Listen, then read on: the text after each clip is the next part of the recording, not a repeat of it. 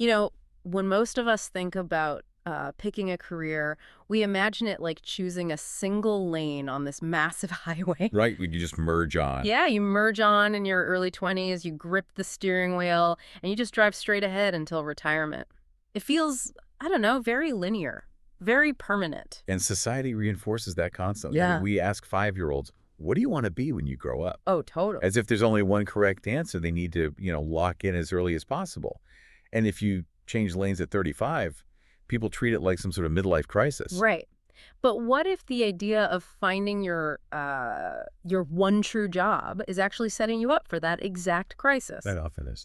So today, our mission in this deep dive is to completely dismantle that single lane highway misconception. Because looking at our stack of sources today, which is this really comprehensive textbook chapter on career counseling over the lifespan, the reality is that it's not a highway at all. No, not even close. It's more like navigating this massive, unpredictable topographical map. You've got rest stops, totally new terrains, and some pretty intense roadblocks. And to navigate that map, we really have to start by looking at the connection between our work and our mental health. Right. That is the fundamental starting point. Personal problems and career problems are, well, they're rarely separate entities. Because you can't just like leave your psychological stress in a locker at work and go home. Exactly. If you are deeply unhappy in your daily work, that friction bleeds into your marriage, your friendships, your physical health. And obviously the reverse is true as well. That makes a lot of sense. So this brings us to a foundational concept in the sources known as the life career. The life career. Yeah. It's the idea that who you are at work, who you are at home, as a citizen, as a student, these aren't separate, hermetically sealed compartments. Right. They're overlapping pieces of the exact same puzzle. Your career is essentially your whole way of life. I really want to pause on that for a second because that kind of reframes everything. It really does. If our career is our whole way of life, then before we can navigate this giant topographical map, we need to know what kind of vehicle we're driving. Like, who are we fundamentally? Right. What's your baseline? Yeah. And this leads us to the trait and factor theory in the text. Yes. So this theory dates all the way back to the early 1900s, and it's basically the grandfather of what most people imagine when they think of traditional career counseling. The classic matching game. Exactly.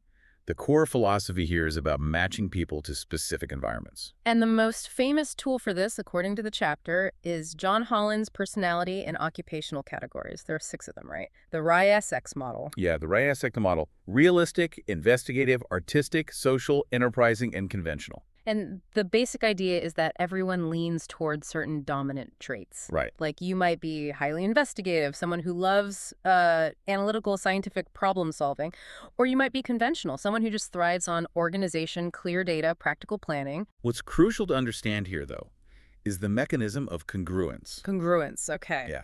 The theory argues that your personal satisfaction depends heavily on the degree of alignment or congruence between your internal personality traits and your external work environment. Okay, let's make that concrete for the listener. What does a lack of congruence actually look like in practice? Well, think about it in terms of acoustics. Acoustics. Okay, I'm listening. Imagine playing a beautiful, resonant acoustic guitar in a tiny, soundproof, padded room. Oh, wow. We just sound dead. Exactly. Yeah. The sound is deadened. The environment is completely mismatched to the instrument. That's incongruence. Right. Now imagine playing that exact same guitar in a sprawling, perfectly designed concert hall. It amplifies it. Right. The environment supports the instrument. That's congruence. If you are a highly artistic, unstructured person, and you're forced to work in a highly conventional, rigid data entry environment, You're the guitar in the padded room. you are. And you are going to experience deep psychological friction. That makes total sense. And, it's why introducing these concepts early is so powerful. There's this brilliant practical example in the chapter of how counselors try to build this awareness in elementary school children. Oh, the pizza restaurant trip. Yes. They take the kids on a field trip to a local pizza restaurant. Which, on the surface, just sounds like an excuse for kids to get out of the classroom and eat pizza. Totally. I would have loved that as a kid. But the actual goal isn't just to show the kids the pizza maker. Right. Because a pizza maker is a great example of a hands-on, realistic job.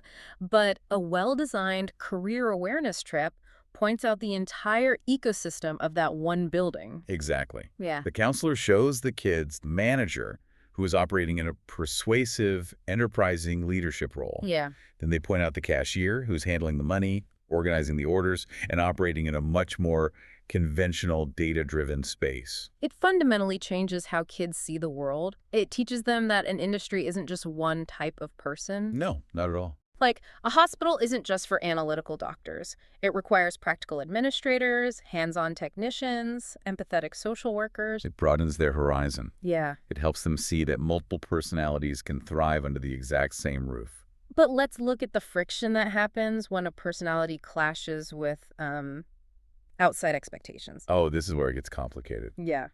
Consider the case study in the book about an 11th grader named Hannah. Right, Hannah. Hannah loves tools. She's loved them since she was a little girl. Her dad is a carpenter, and he fully supports her going to a vocational trade school. Okay. But her mom is dead set on her going to a traditional 4-year liberal arts college. Incredibly common, incredibly stressful family dynamic. Right.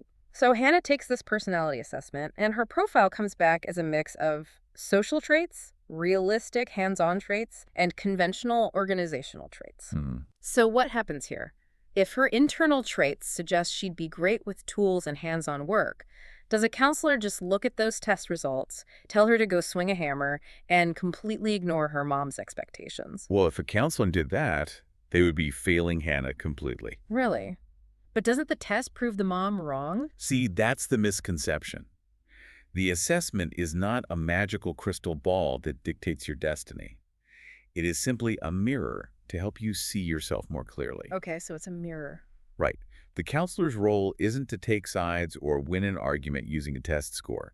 If they just said, "You are a carpenter, period," they would be ignoring the psychological reality of Hannah's life. Because they'd be ignoring the immense stress and guilt of disappointing her mother. Exactly. The counselor's actual role is to facilitate meaning-making. Meaning-making. Yes. They help Hannah explore why she feels drawn to trade school and how she feels about her mother's pressure.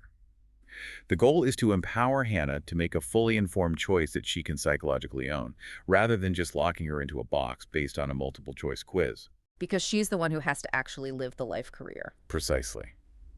The trait and factor approach gives us a vocabulary to understand our baseline preferences, but it doesn't make the hard, messy, human choices for us. Okay, so if the trait and factor approach helps us figure out our baseline personality, what happens when that personality naturally changes as we age? Because it always does. Right.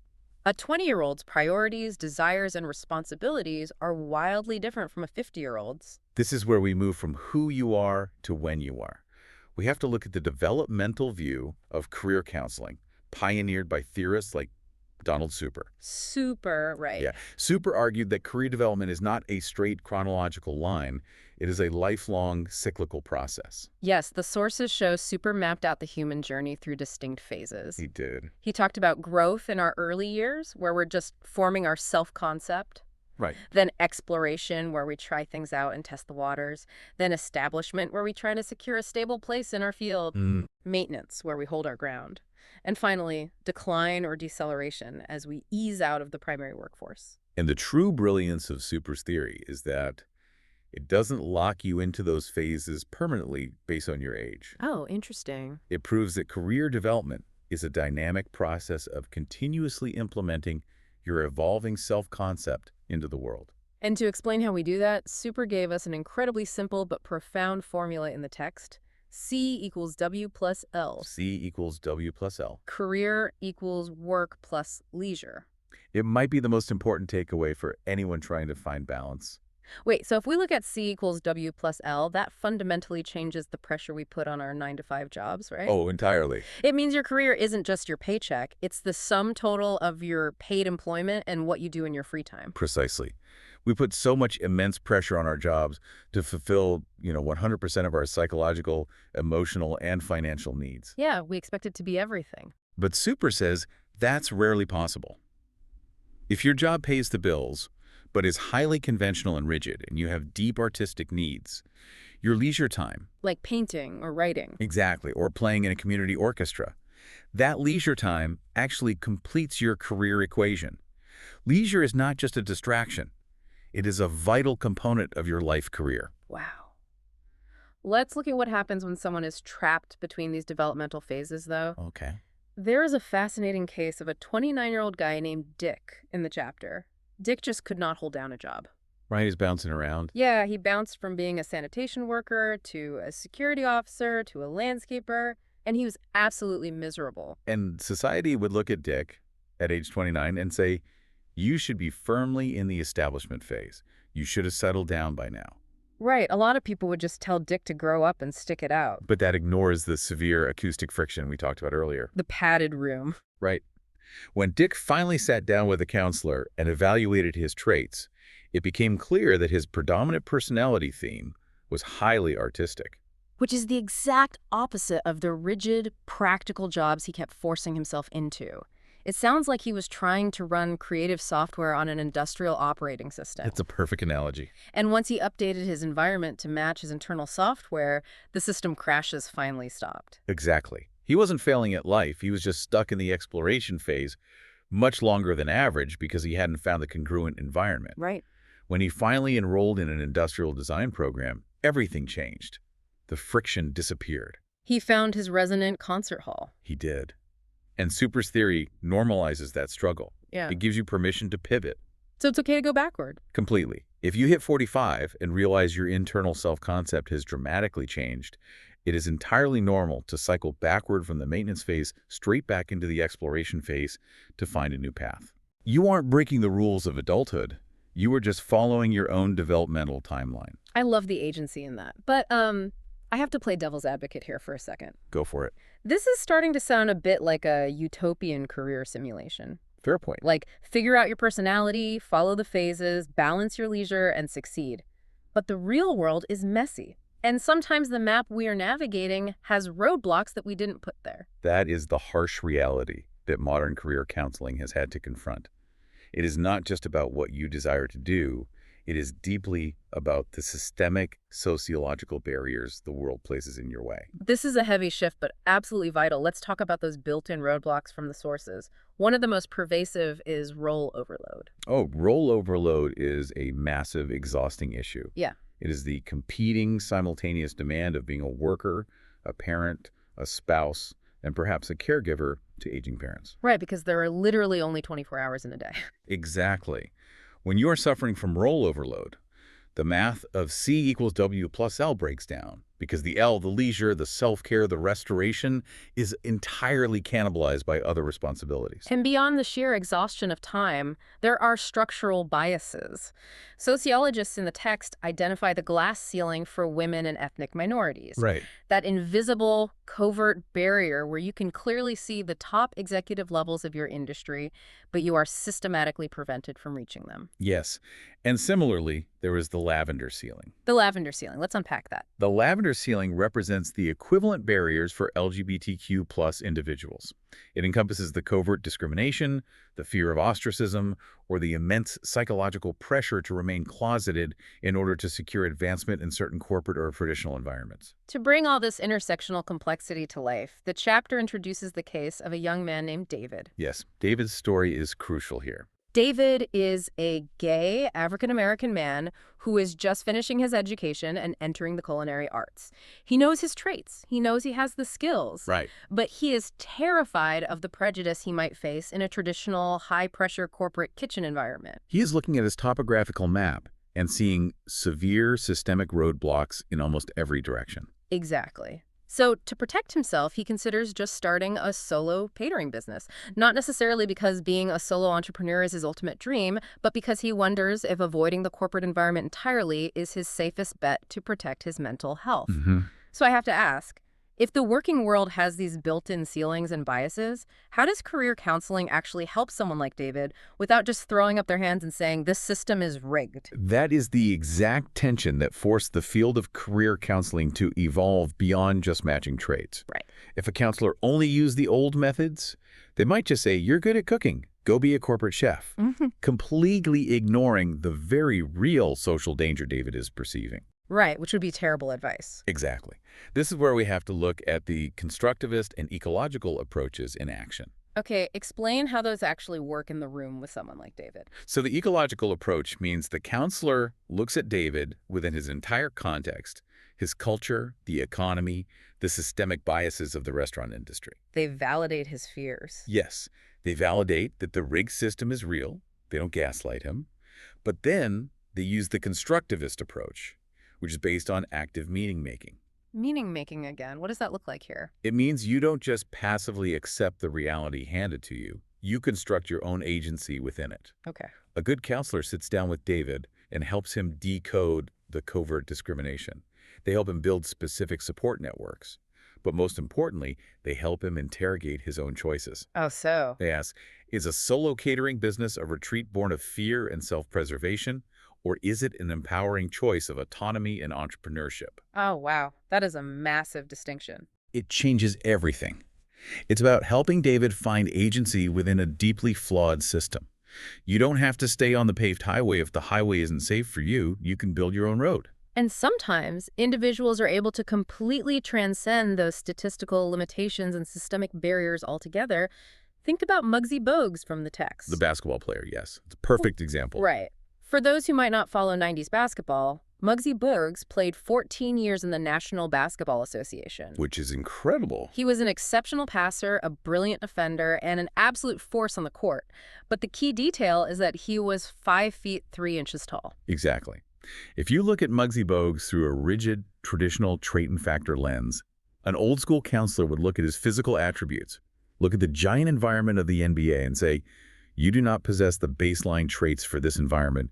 Choose a different career. Your code does not fit the rim. Right. But Bogues completely defied that logic.